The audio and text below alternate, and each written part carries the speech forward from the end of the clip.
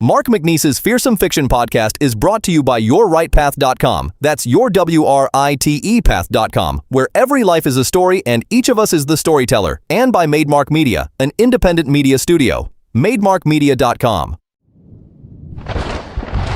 You're listening to Mark McNeese's Fearsome Fiction podcast. Mysteries, thrillers, and rare finds.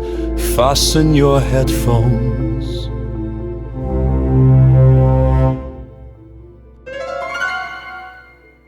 Welcome to more Fearsome Fiction. This week, we're offering the mesmerizing story, A Terribly Strange Bed by Wilkie Collins.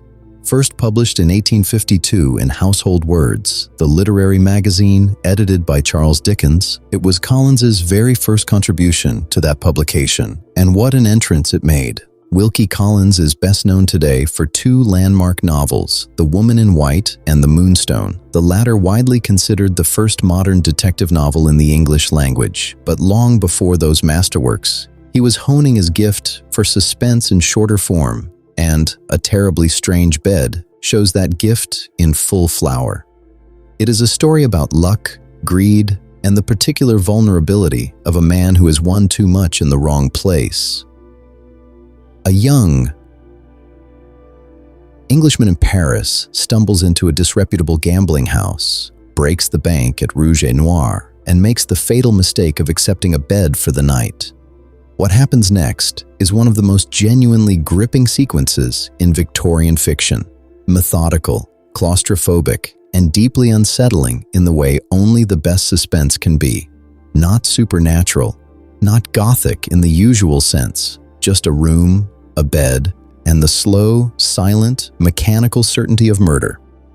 Collins himself adapted this story for live readings later in his career, which tells you something about how well it plays aloud. We think you'll agree. Settle in, keep the lights on if you like, though they won't help much, and enjoy A Terribly Strange Bed.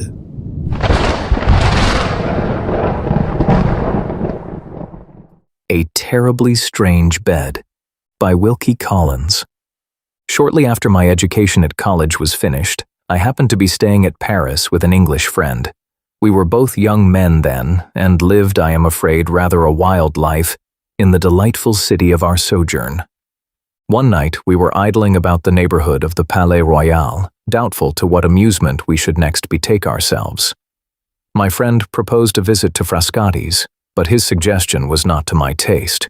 I knew Frascati's, as the French saying is, by heart, had lost and won plenty of 5-franc pieces there, merely for amusement's sake, until it was amusement no longer, and was thoroughly tired, in fact, of all the ghastly respectabilities of such a social anomaly as a respectable gambling house. "For heaven's sake," said I to my friend, "let us go somewhere where we can see a little genuine, blackguard, poverty-stricken gaming with no false gingerbread glitter thrown over it all. Let us get away from fashionable Frascati's to a house where they don't mind letting in a man with a ragged coat, or a man with no coat, ragged or otherwise." "Very well," said my friend. "We needn't go out of the Palais Royal to find the sort of company you want. Here's the place just before us, as blackguard a place, by all report, as you could possibly wish to see." In another minute we arrived at the door and entered the house. When we got upstairs and had left our hats and sticks with the doorkeeper, we were admitted into the chief gambling room. We did not find many people assembled there, but few as the men were who looked up at us on our entrance. They were all types, lamentably true types, of their respective classes. We had come to see blackguards, but these men were something worse. There is a comic side, more or less appreciable, in all blackguardism. Here there was nothing but tragedy, mute, weird tragedy. The quiet in the room was horrible. The thin, haggard, long-haired young man, whose sunken eyes fiercely watched the turning up of the cards, never spoke. The flabby, fat-faced, pimply player, who pricked his piece of pasteboard perseveringly to register how often black won and how often red, never spoke. The dirty, wrinkled old man with the vulture eyes and the darned great coat, who had lost his last sou and still looked on desperately after he could play no longer, never spoke. Even the voice of the croupier sounded as if it were strangely dulled and thickened in the atmosphere of the room. I had entered the place to laugh, but the spectacle before me was something to weep over.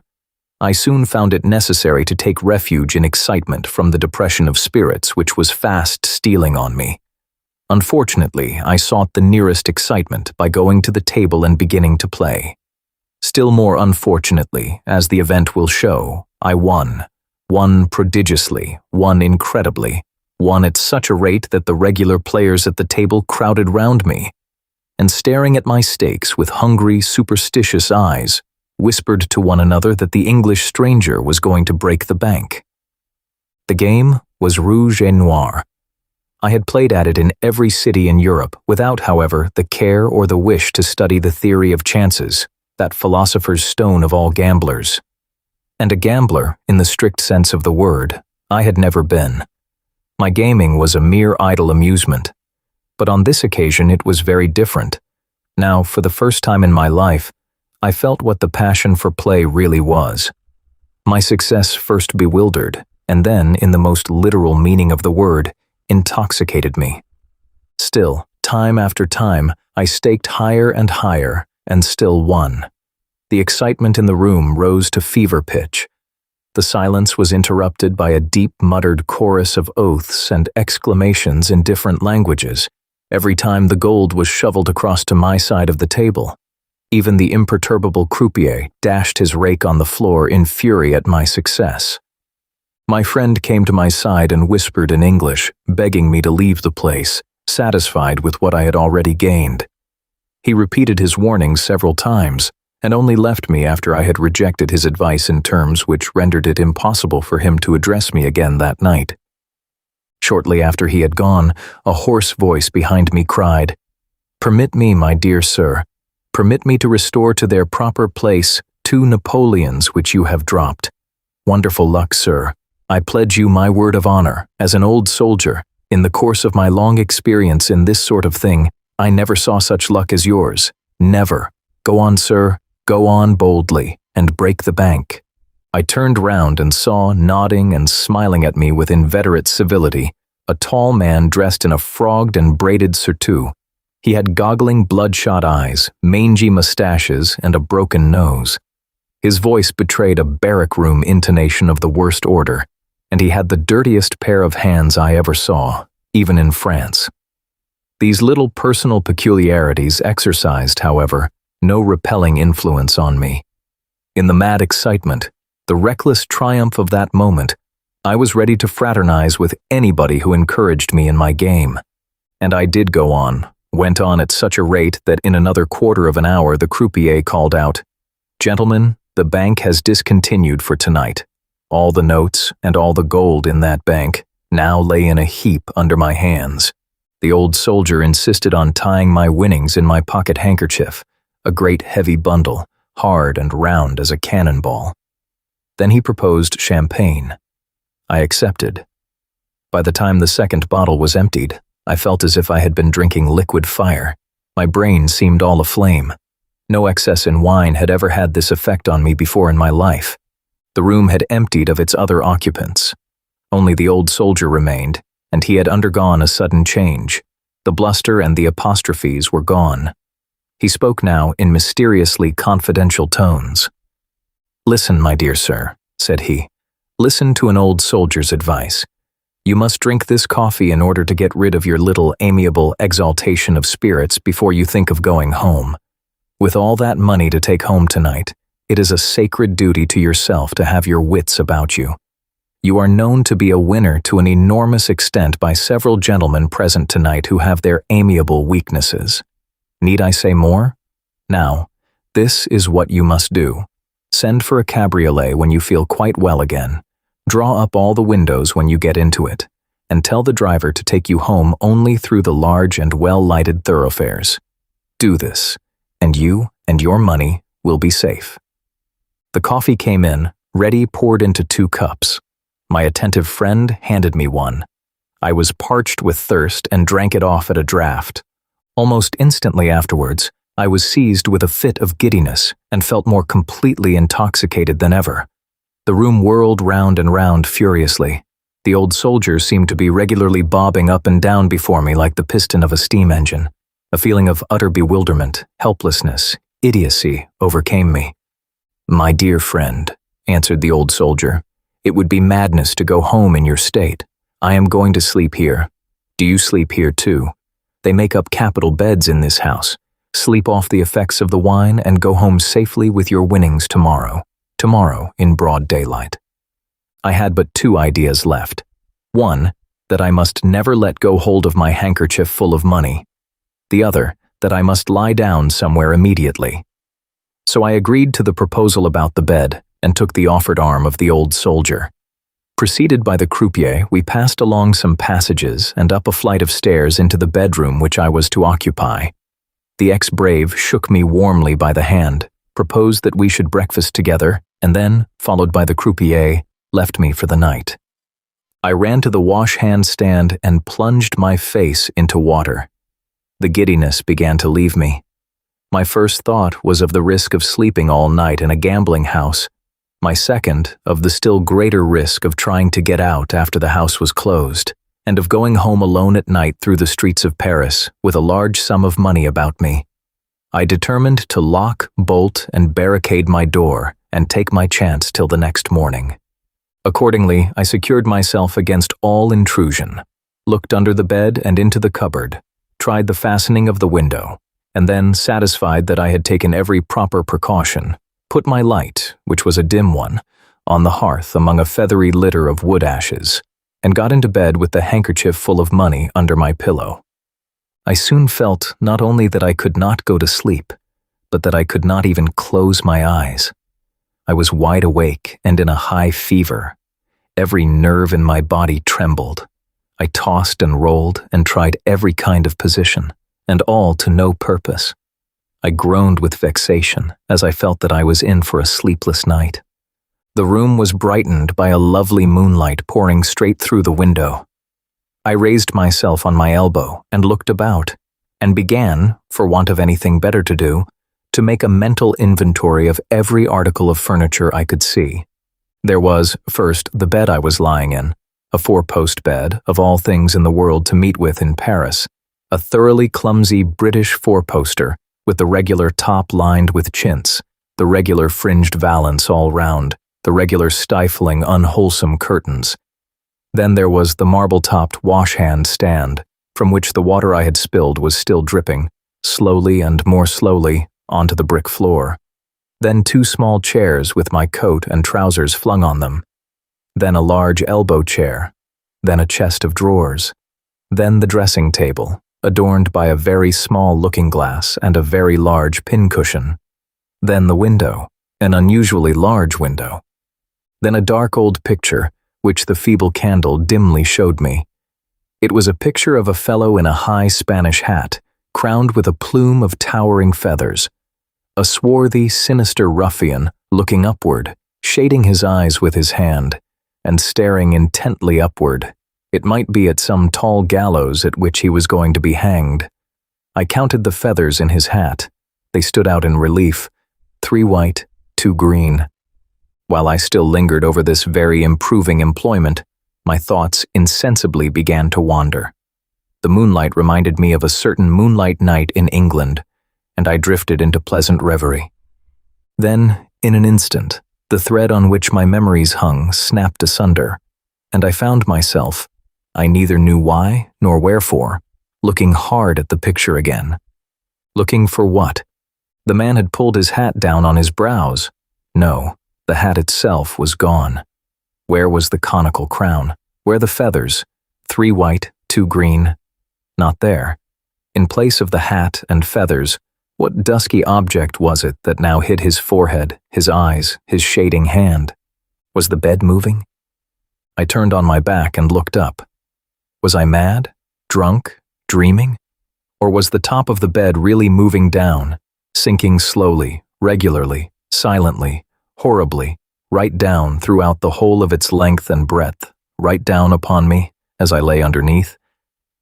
My blood seemed to stand still. A deadly, paralyzing coldness stole all over me as I turned my head round on the pillow and determined to test whether the bed top was really moving or not. by keeping my eye on the man in the picture. The next look in that direction was enough. The dull, black, frowsy outline of the valance above me was within an inch of being parallel with his waist. I still looked breathlessly, and steadily and slowly, very slowly, I saw the figure and the line of frame below the figure vanish as the valance moved down before it. I am, constitutionally, anything but timid. I have been on more than one occasion in peril of my life and have not lost my self-possession for an instant. But when the conviction first settled on my mind that the bed top was really moving, was steadily and continuously sinking down upon me, I looked up, shuddering, helpless, panic-stricken, beneath the hideous machinery for murder which was advancing closer and closer to suffocate me where I lay. I looked up, motionless, speechless, breathless. The candle, fully spent, went out, but the moonlight still brightened the room. Down and down, without pausing and without sounding, came the bed top, and still my panic terror seemed to bind me faster and faster to the mattress on which I lay. Down and down it sank, till the dusty odor from the lining of the canopy came stealing into my nostrils. At that final moment, the instinct of self-preservation startled me out of my trance, and I moved at last. There was just room for me to roll myself sideways off the bed. As I dropped noiselessly to the floor, the edge of the murderous canopy touched me on the shoulder. Without stopping to draw my breath, without wiping the cold sweat from my face, I rose instantly on my knees to watch the bed top. I was literally spellbound by it. The whole life in me was, at that moment, concentrated in my eyes. It descended, the whole canopy, with the fringe round it, came down, down, close down, so close that there was not room now to squeeze my finger between the bed top and the bed. I felt at the sides and discovered that what had appeared to me from beneath to be the ordinary light canopy of a four-post bed was in reality a thick, broad mattress, the substance of which was concealed by the valance and its fringe. I looked up and saw the four posts rising hideously bare. In the middle of the bed top was a huge wooden screw that had evidently worked it down through a hole in the ceiling, just as ordinary presses are worked down on the substance selected for compression. The frightful apparatus moved without making the faintest noise. Amid a dead and awful silence, I beheld before me, in the 19th century and in the civilized capital of France, such a machine for secret murder by suffocation as might have existed in the worst days of the Inquisition, in the lonely inns among the Harz Mountains, in the mysterious tribunals of Westphalia. My cup of coffee had been drugged, and drugged too strongly. I had been saved from being smothered by having taken an overdose of some narcotic. How I had chafed and fretted at the fever fit which had preserved my life by keeping me awake. How many men, winners like me, had slept, as I had proposed to sleep, in that bed, and had never been seen or heard of more. I shuddered at the bare idea of it. After some minutes, the bed top began to move up again. The villains who worked it from above evidently believed that their purpose was now accomplished. Slowly and silently, as it had descended, that horrible bed top rose towards its former place. When it reached the upper extremities of the four posts, it reached the ceiling too. Neither hole nor screw could be seen. The bed became in appearance an ordinary bed again, the canopy an ordinary canopy, even to the most suspicious eyes. Now, for the first time, I was able to move, to rise from my knees, to dress myself, and to consider how I should escape. If I betrayed by the smallest noise that the attempt to suffocate me had failed, I was certain to be murdered. I stole to the window on tiptoe. My bedroom was on the first floor and looked into a back street. I raised my hand to open the window, knowing that on that action hung, by the merest hairbreadth, my chance of safety. They keep vigilant watch in a house of murder. If any part of the frame cracked, if the hinge creaked, I was a lost man. It must have occupied me at least 5 minutes, reckoning by time, 5 hours, reckoning by suspense, to open that window. I succeeded in doing it silently, and then looked down into the street. To leap the distance beneath me would be almost certain destruction. I looked round at the sides of the house. Down the left side ran a thick water pipe. It passed close by the outer edge of the window. The moment I saw the pipe, I knew I was saved. I had already got one leg over the windowsill when I remembered the handkerchief filled with money under my pillow. I could well have afforded to leave it behind me, but I was revengefully determined that the miscreants of the gambling house should miss their plunder as well as their victim. So I went back to the bed and tied the heavy handkerchief at my back by my cravat. The next moment I had a firm grip on the water pipe with my hands and knees. I slid down into the street easily and quietly, and immediately set off at the top of my speed to the nearest prefecture of police. A sub-prefect and several picked men happened to be up, maturing some scheme for a mysterious murder investigation. When I began my story in a breathless hurry and very bad French, I could see that the sub-prefect suspected me of being a drunken Englishman who had robbed somebody, but he soon altered his opinion as I went on. Before I had anything like concluded, he shoved all the papers before him into a drawer, put on his hat, ordered a file of soldiers, and took my arm in the most friendly manner possible. Away we went through the streets. Sentinels were placed at the back and front of the house the moment we got to it. A tremendous battery of knocks was directed against the door. Then came more knocks and a cry of "Open in the name of the law." At that terrible summons, bolts and locks gave way before an invisible hand, and the moment after the sub-prefect was in the passage confronting a waiter half-dressed and ghastly pale. Every man and woman in the house was secured, the old soldier the first. Then I identified the bed in which I had slept, and then we went into the room above. No object that was at all extraordinary appeared in any part of it.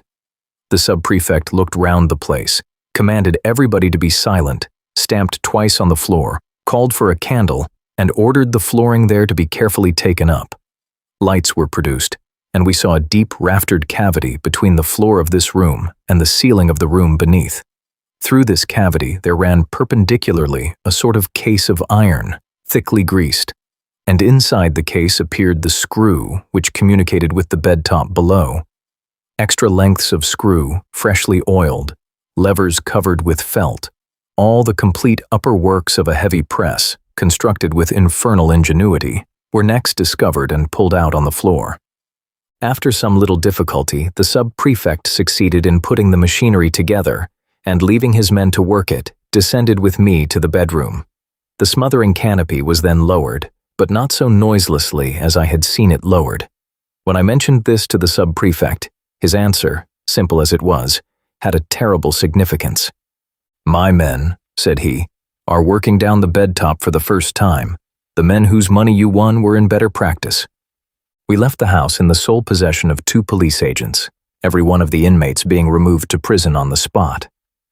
"Do you think," I asked the sub-prefect as I gave him my passport, "that any men have really been smothered in that bed as they tried to smother me?"